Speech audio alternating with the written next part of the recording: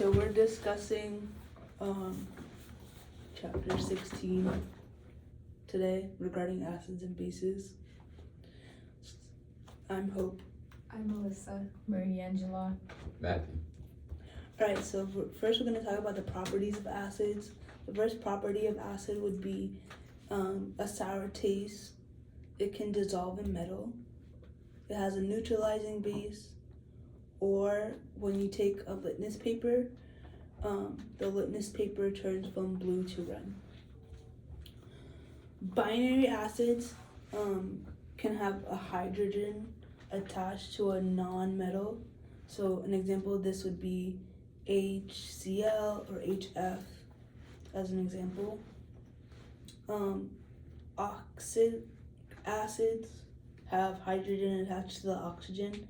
So this could be an example of H2SO4 or HNO3. Hydraulic acids, the HCOOH group. You also have citric acid, and then you have properties of bases. Properties of bases, they taste bitter, have a slippery feeling, turn red to blue in litmus paper, and are also neutral. Some common bases that we know today are NaOH, KOH, and NH3. You also have like the definition of acids. So from the Arrhenius definitions, acids make H plus and bases make OH negative. From the Brewster-Lowry definition, acids are H positive donors and bases are H positive acceptors.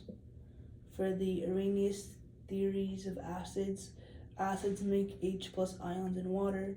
So HCl is aqueous, which yields to H plus Cl minus. Then we have hydronium ions, which is H3O. A free hydrogen ion doesn't exist in water. They're bond with water molecules. So H plus H2O is equal to H3O. This is hydronium ion. When you're looking at a base, you have an OH negative ion in water. So for example, NaOH breaks down to Na and OH. Then you have acid-base reactions. When an acid, H plus, and a base, OH minus, is combined, it yields to salt in water. So for example, NaCl or H2O. Then for my last part, the Brownsted-Lowry acid-base theory focuses on H plus transfers, but it's just not a water reaction and works for non-aqueous reactions as well. When hydrogen plus moves from one molecule to another is an acid-base reaction. That's the first part. And from what she said, those kind of reactions are reversible. So the acid and base on one side can become the base and the acid on the other. And that's where conjugate acid-base pairs come in. So a conjugate acid is what forms when a base gains H plus, and a conjugate base is what's left after an acid loses an H plus. There's also amphoteric substances, which can act as either acids or bases depending on what they react with. So an example of this is water, because it can donate a proton or accept one depending on the situation. And then concerning acid strength, a strong acid completely ionizes in water, which means it donates all of its H plus ions, while a weak acid only partially ionizes, and the same goes for bases. And then strong acids include like HCl, HBr, HNO3, and weak acids include acetic acid and hydrofluoric acid.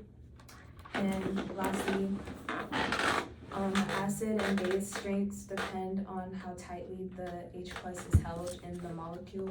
So if the bond between H plus and the rest of the molecule is weak, then it's easier to lose the proton, so the acid is stronger. And then we talked about ionic attraction and acid strength. acid strength depends on how strongly an ion attracts the H plus ion. We also said that a weaker attraction between H plus and A minus means a stronger acid, and a stronger attraction means a weaker acid. We also talked about acid ionization constant, which is Ka. Ka measure how much an acid ionizes in water, and we also talk about strong acid and weak acid, large Ka and small Ka.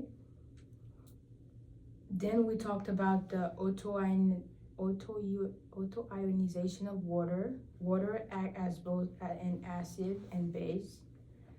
And then we also talked about ion product of water. Product of ion and concentration is constant. And we talked about acidic and basic solution. We also talked about how to measure the acidity, which is pH, and we also define pH. We also talked about what the number of pH applies, so lower pH, what does it mean, or higher pH, what does it mean? We also covered the relationship between pH and pOH. We gave formula for this one. And we also talked about how to find Ka or how to find pKa if you were giving Ka using the negative log of Ka is going to give you pKa. Finally, we learned how to find the pH based off mixtures of acids, and how strong bases are more likely to accept the hydrogen molecules than weak bases are. And then we learned the base ionization constant, Kb, and how it's the inverse of Ka. And we learned the relationship when it comes to Kw, is that Ka times Kb equals Kw. And then that's when we went to the acidity of salts, and how you can find it with the formula based off of just the base. And finally, we learned about the ionization of H2SO4 and just how it usually contains a strong Ka12, because more Ka is less pH and less Ka is more pH. And Thank you. Thank you. I was over.